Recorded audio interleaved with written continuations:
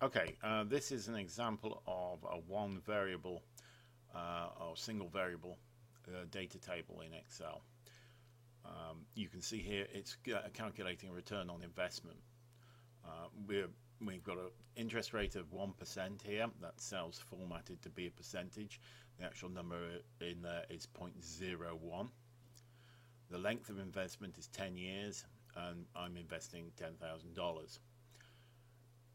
This line tells you how much I will have at the end of the 10-year period at 1% interest, which comes out to a little over $1,100, showing my profit to be $1,046 for a 10-year investment of $10,000 at 1%.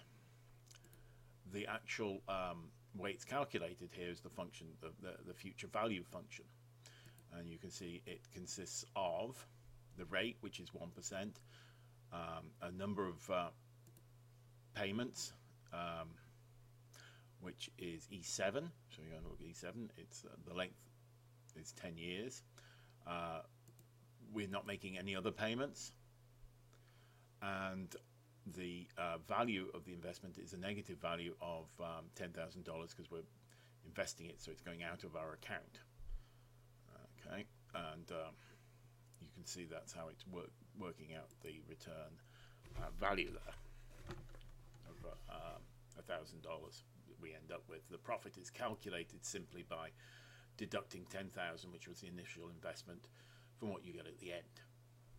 You can see the squares there. Okay, so what we want to do with this single variable data table is to vary the interest rate between 0.1 and 0.5%, sorry, 0.1 and 5%, and we can do this by doing a fill. So we highlight the area between and including the two values. We go up to fill, and then we're going to do a series, and it's a column, so that's fine. It's linear, so we want each gap to be the same amount, and it's already worked out what it'll be. It'll be 0.28% for each gap. So if I click OK now, there we have the range of percentages that we're going to test against.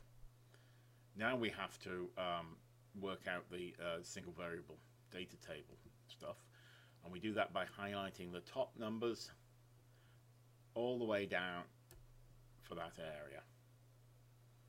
So you've got all your interest rates, including the sample ones at the top, highlighted. Okay, and then we go up to data, what if analysis, because it's we're looking to the future to see what might happen if we did certain things, and it's a data table. Okay, this particular one is going to be a column one, and because it's only one variable that we're using, a single variable, we only fill in one of these boxes, and obviously we're doing it for the interest rates here in this column, and we say that we're doing it based on interest rate. So we have to click on the interest rate cell over here, not on the table itself. We then just click OK, and you can see that it fills itself in. I've already pre-formatted these cells to be currency, so they've got the dollar sign and everything, so that's nice, but you might get might not have done that and would have to do that to make it look presentable. But you can see that if we were only getting a 0.1%